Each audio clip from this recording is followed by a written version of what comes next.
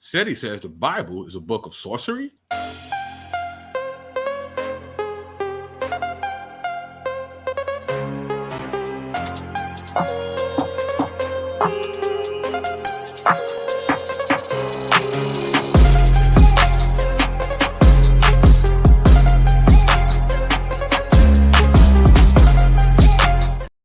Yeah, what's going on, party people? The place to be. I go by the name of the BK Apologist, transmitting all the way live. New York is the city, Brooklyn is the borough. What's good? What's popping?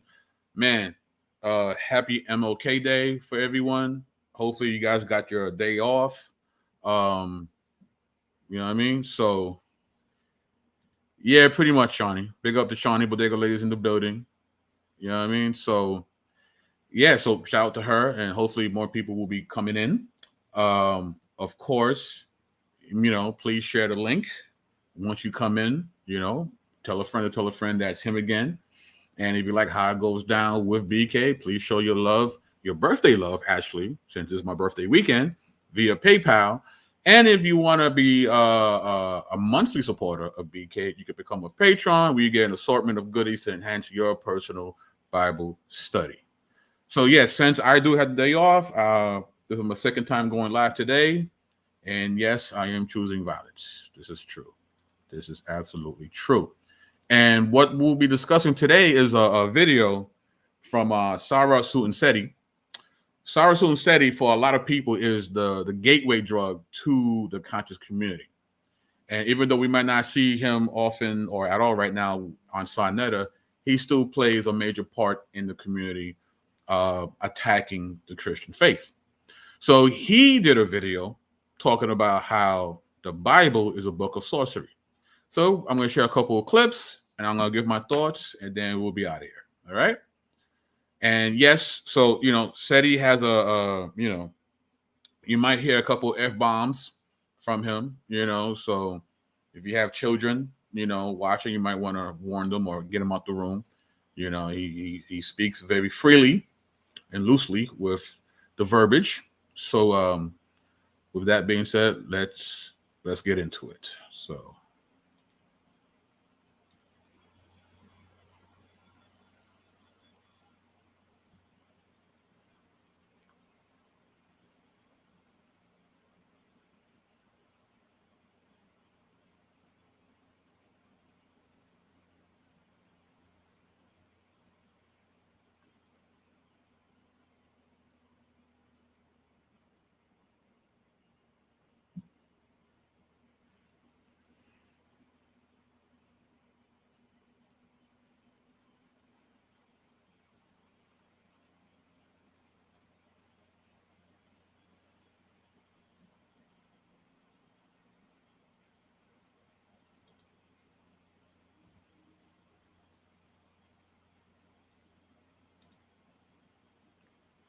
oh, you can't hear it. All right, hold on.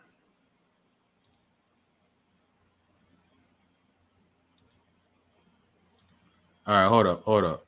You guys can hear it, right? All right, cool. Hold on. Let's see here. All right, that's not gonna work. All right, hold on. Just give me a second here.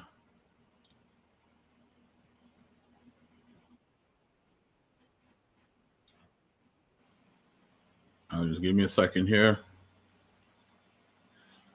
Let's see here. Nope, that's not what I wanted to do. That's weird. Okay.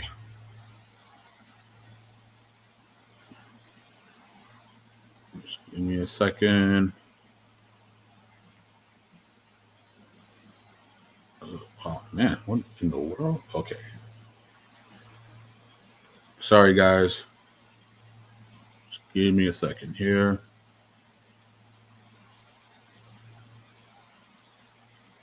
All right. So let's start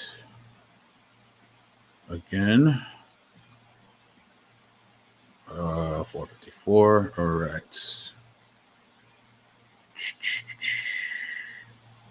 Okay. So let's do this.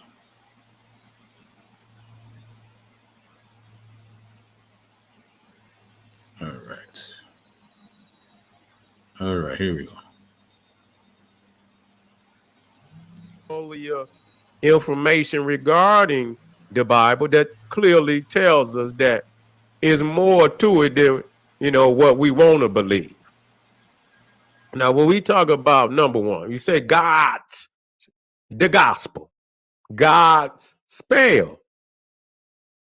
See, God's spell. Okay, gospel. Yeah, so we right there, we studying that like, yeah, what the fuck is that? God got a spell? God got a spell? So one thing that clear, what it do for me? Number one, they say all God had to say is just be, and it is. But that ain't what is turning out to be. It seems that God is working more like a wizard. Yeah, more like a wizard, more like some type of a goddamn sorcerer. More like Merlin, because now you got God's spell.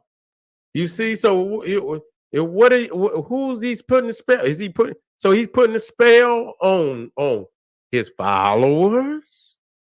Why would he have to do that? Good God, got to put a spell on his followers. Yeah, so that, I mean, what is he? Is he taking away a free will? You see, I thought it was about free will.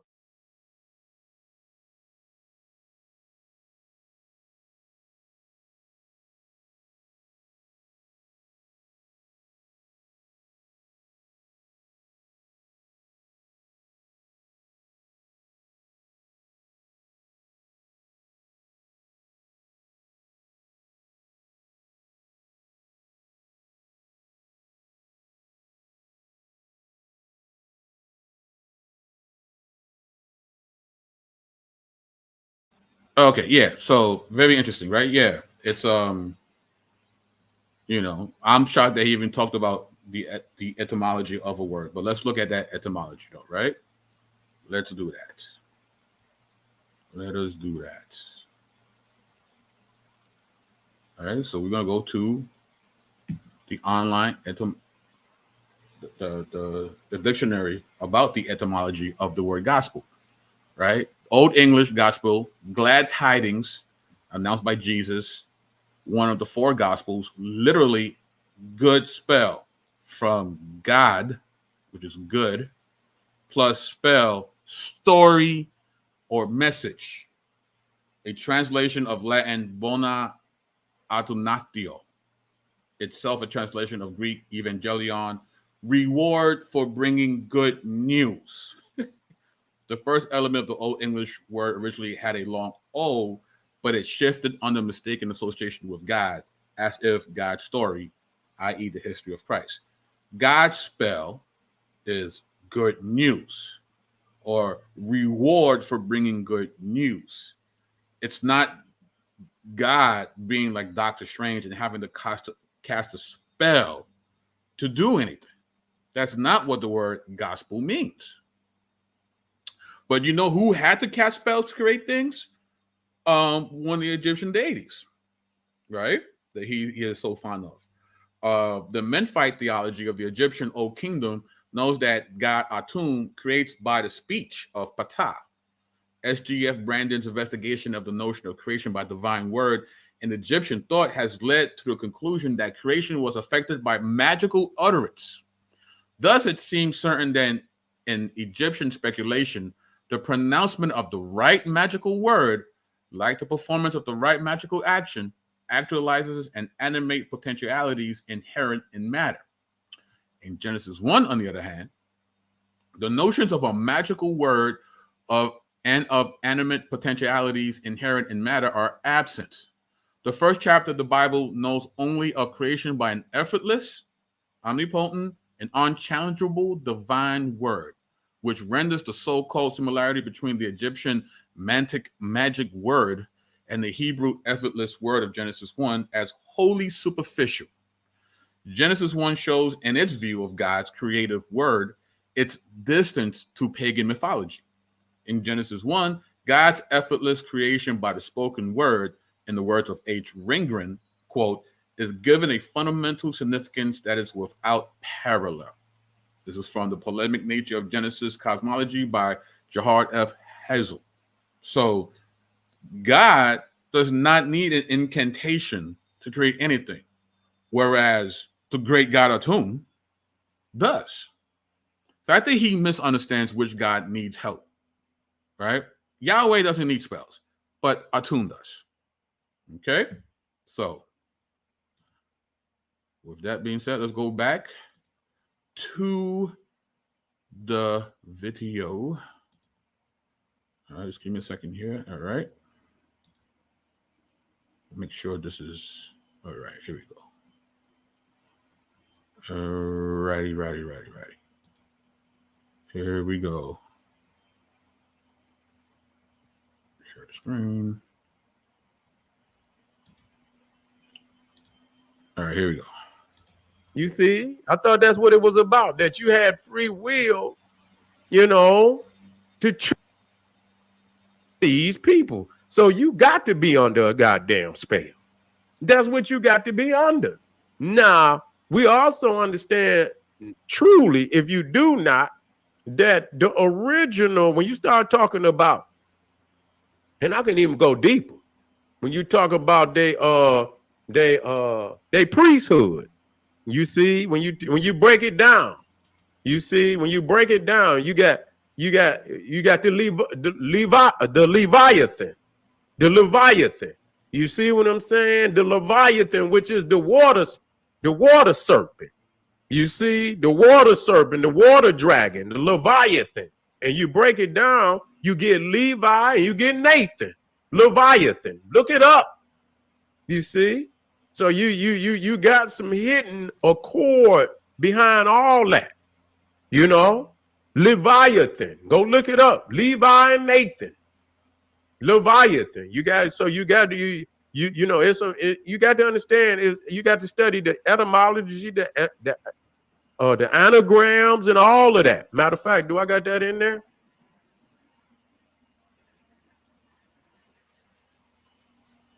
Matter of fact, let me put it in there. It ain't a problem. It ain't a problem. But why do I say that? Because you have to see how they manifest these prophets. The prophets is manifested like Merlin and goddamn Gandalf. Okay? You know, even the staff is considered a So let's stop there. So Leviathan is Levi and Nathan. Right? This is what SETI wants us to believe. Obviously, it's a humongous, from starters, it's a root word fallacy, but it's more than that, right? So let's look, let's share. All right.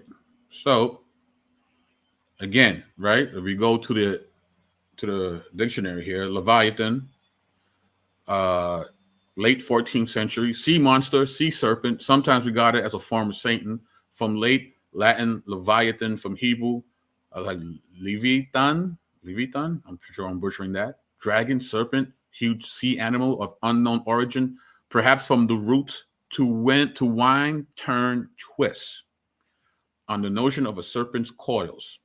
If so, related to Hebrew, liwa, reef, Arabic lawa, to bend, twist, of powerful persons or things from the 1600s. Hobble's use is from 1651. All right. The word Levi, proper name, biblical son of Jacob by Leah, from the Hebrew Lewi, literally joining, pledging, attached. From the stem of lewa, he joined. Has nothing to do with being coiled. All right. Nathan, proper name, biblical prophet, from Hebrew Nathan, literally he has given. From verb Nathan, related to matan, gift. So there isn't, right? He is completely wrong. He's doing like back in the day, he's like, oh, you can't watch television because it's telling lies to your vision. Like that's what he's doing. the library where they bury the lies. Like he's still doing this is in living color parody stuff. It's terrible, and it's 2023, and he's still doing this craziness. You know what I mean? So it's wild. So again, proper name. I think I said that already. Oh, I'm going backwards. My bad. All right, so let us continue.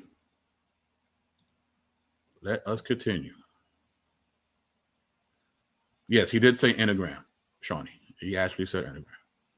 So, all right, let's keep it going. All right, here we go.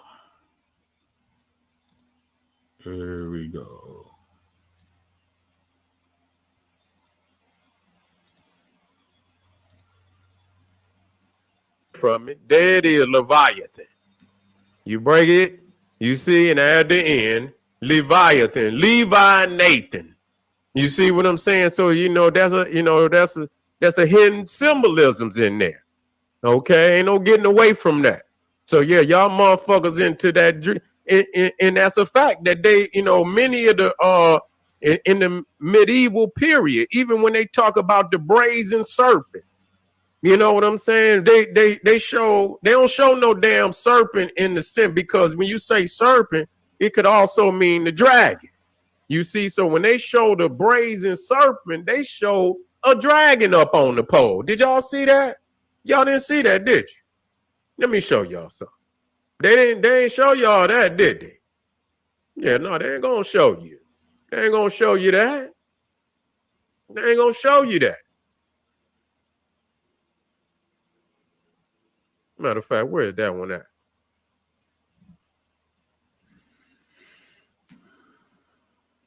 It's in here, right here. I think it might be in this. Yep, here it is. Look at it. You think I'm lying? Look at this shit.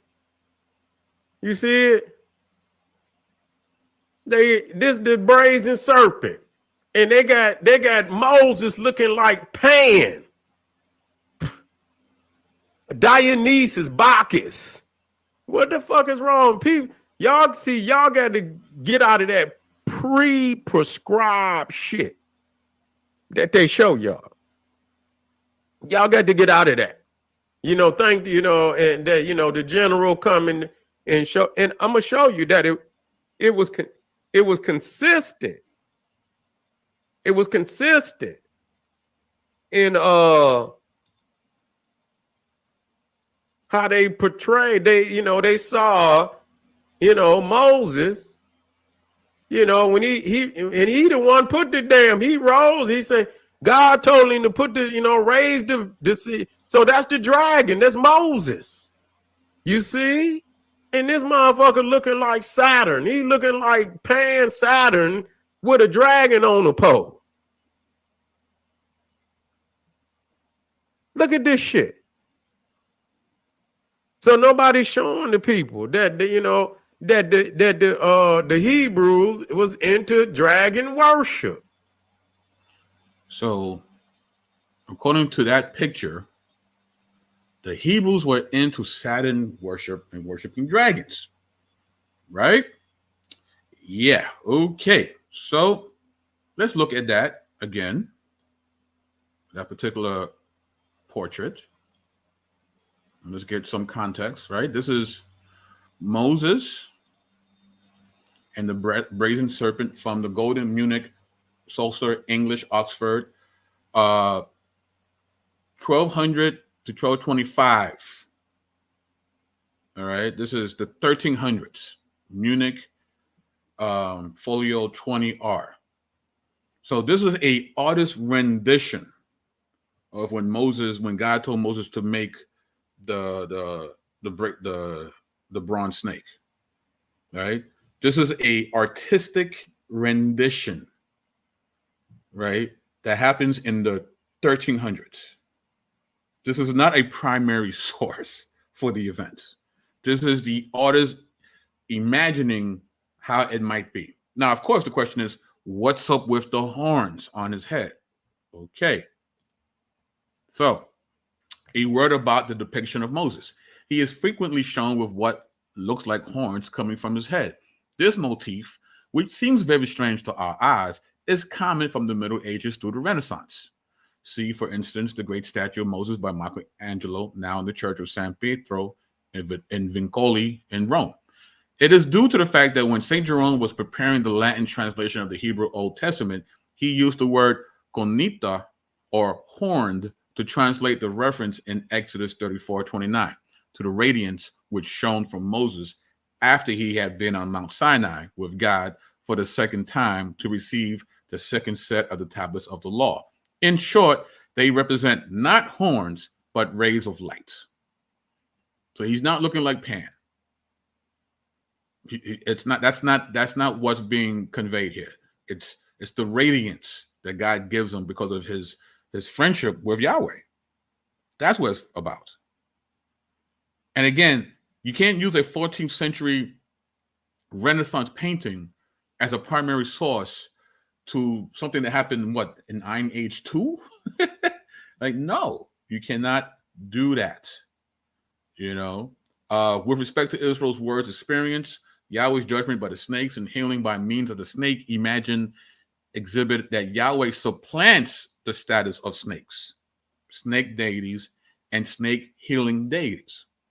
Right? God, because the question is, well, why is he using that? Because God said, don't use graven images, but here's a graven image. Like, what is he doing? Is Yahweh being contradictive?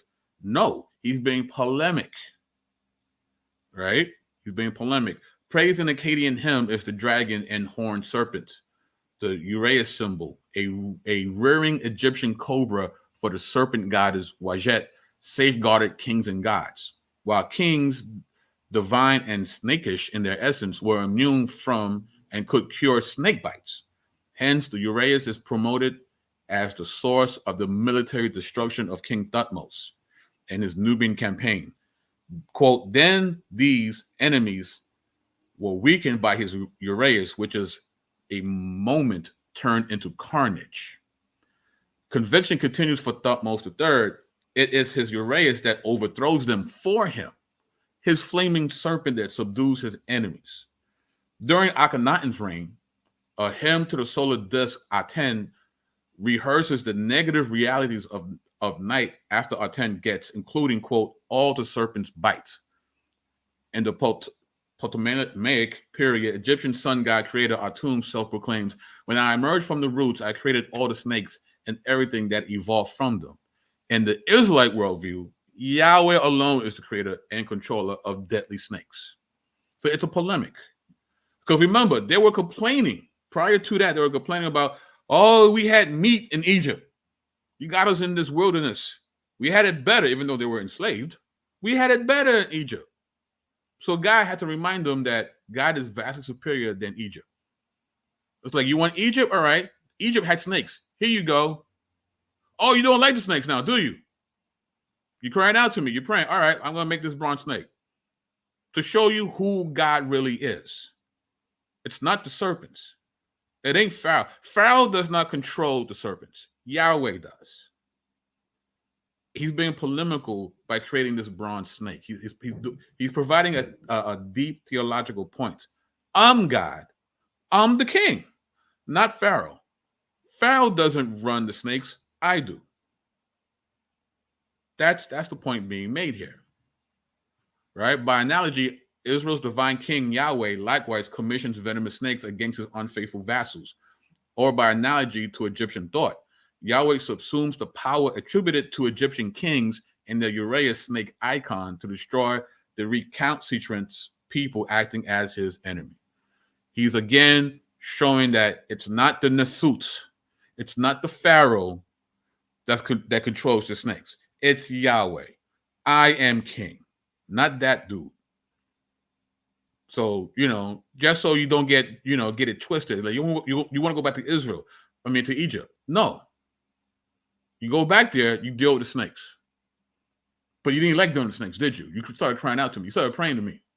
All right, so I'm going to make this bronze snake. Because I can do that. Because I'm the one that does the healing. I'm the one that controls the snakes. Because I'm the God. and there is no other. I'm it. I'm that guy. I'm that guy. That's the point being made. There's no magic here. Again, God doesn't need that. They don't need that. You know, so that's what I wanted to share, basically. You know, it's just like it's not a book of sorcery.